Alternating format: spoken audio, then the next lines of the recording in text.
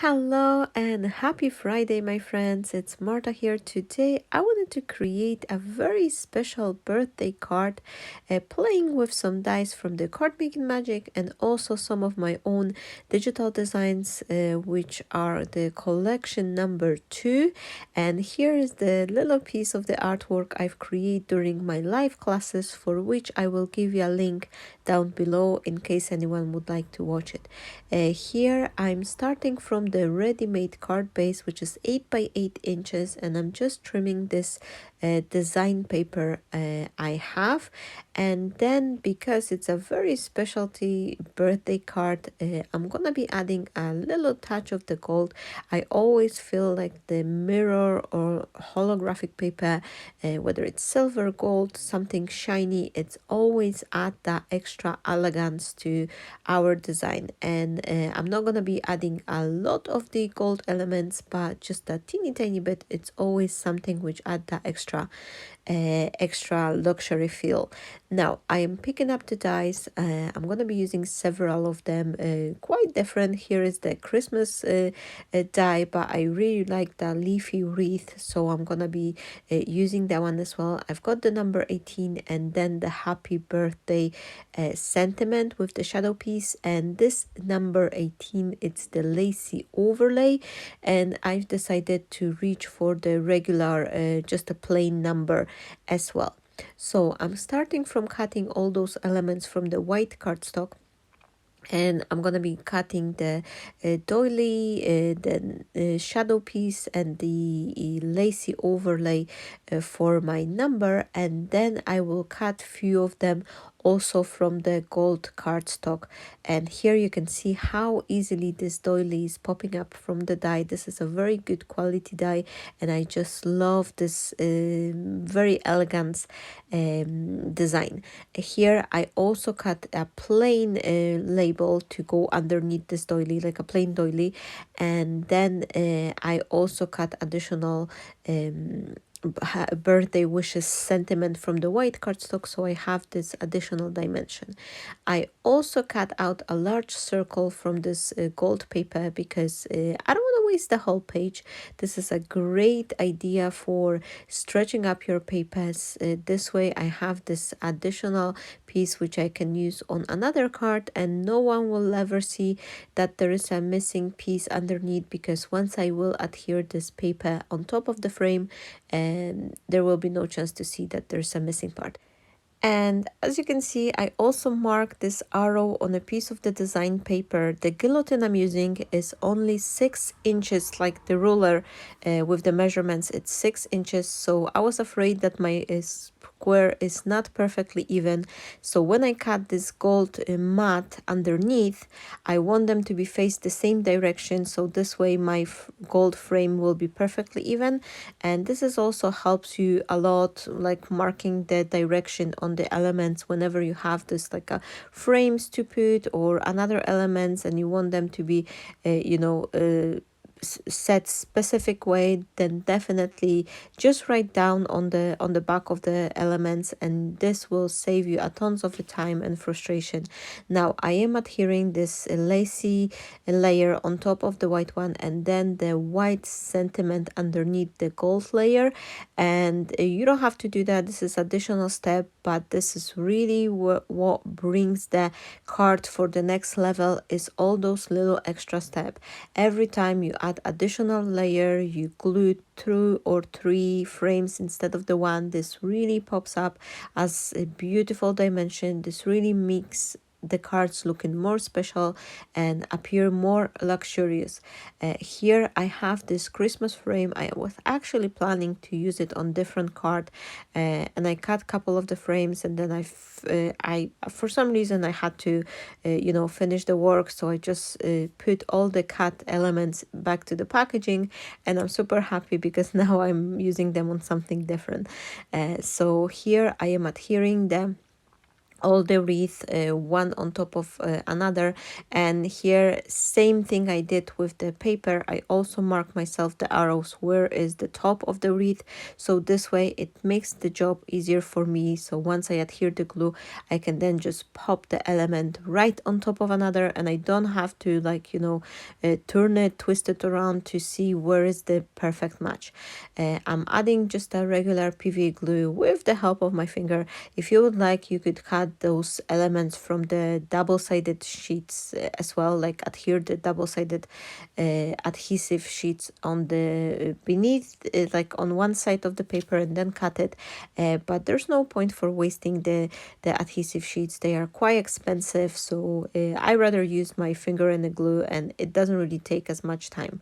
The only one tip I can recommend you is, once you glue your elements, place something like this stamping block, something a little bit heavier, or could be a regular book as well, on top of it. Just give it a little second pressure for the time of drying, and this will keep your elements nice and flat, and everything will be adhering perfectly. Here I'm adding a dash of the glue to the sentiment, and then I am adhering it on the shadow piece, and then again I'm putting the stamping block on top of it.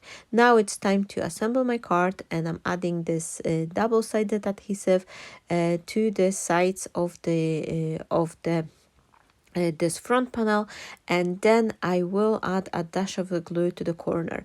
This is something I do regularly. I've been saying it over and over again in other videos, but there's lots of new friends joining my YouTube channel recently, so just to let you know, the reason for that is the liquid adhesive will bond the paper forever.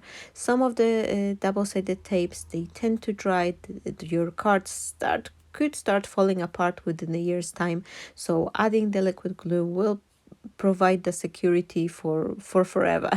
And it also gives you a little wiggle room, so you could make sure that you put your card in perfect position. Here I am trying to see the composition on the cards, how it's going to be look like, and I am building the two layers, like this wreath and this doily underneath. This is something I quite often like to do whenever I am creating something more luxurious. I'm always looking to add 2 or 3 layers of different dies, and you can experiment. If you've got like a square doily or some other like an oval frame, just put one on top of another and see how they look like, see if they're matching.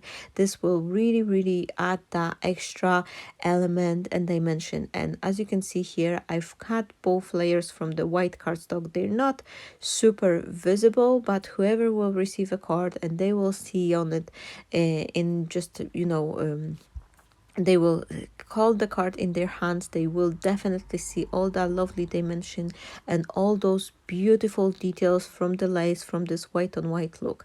I am adhering the sentiment with a teeny tiny bit of the foam tape just to add the additional shadowing effect. And here I am placing this dimensional frame on top of the doily, and this is just matching here perfectly. It's just like these two just meant to be. I am adhering the number 18 in the circle, and this is a good idea for creating a birthday card, anniversary card, anything to deal with the numbers. This would be a perfect layout for you to use. And you not necessarily need to put the frame in the upper right corner like I did. I'm just shifting the label to one side so I have the room for the birthday wishes sentiment. And I will finish my card using some of the decorative element. This is my handmade flowers I've made on my YouTube channel. There's a whole section dedicated to flower making, so if anyone is interested to see how they were made, you can definitely hop onto those videos. And those green leaves, this is the elements from the digital paper. This is from the same collection as this design paper I'm using today, and these are available at the CRAFTSTASH. I will give you all the links down below to my collection, but also to the digital, not only the digital design, but also to the dies I was using in today's video. And just to let you know, my friends, the CRAFTSTASH is having that offer for card making magic, which are now half price. I think the offer will be valid till the end end of this weekend. So if there is ever anything you wanted from the card making magic, definitely hop on, have a look, and you could get it on a half price. So down below there are all the links, and for those of you who are new to my channel, I use the affiliate links. This is something which you can use if you would like to support me. It doesn't cost you anything, but every time you buy something using my own links, then I'm receiving a teeny tiny commission from your sale. So this helps me out to keep providing you with a new content, with new videos. I'm also designing digital papers which are for free, some of them on my Buy Me a Coffee page, so you are more than welcome to hop on to that link down below as well and get some free downloadable design for you as well. Now I am finishing off the card by adding my favorite cord bow, which I'm doing with this twisted nylon string, and I am adhering it with the hot glue, and then as the accent I will put a couple of the Nuvo Drops just to give that additional shininess, texture, some extra decorative elements to the card. So this is gonna be my card for today.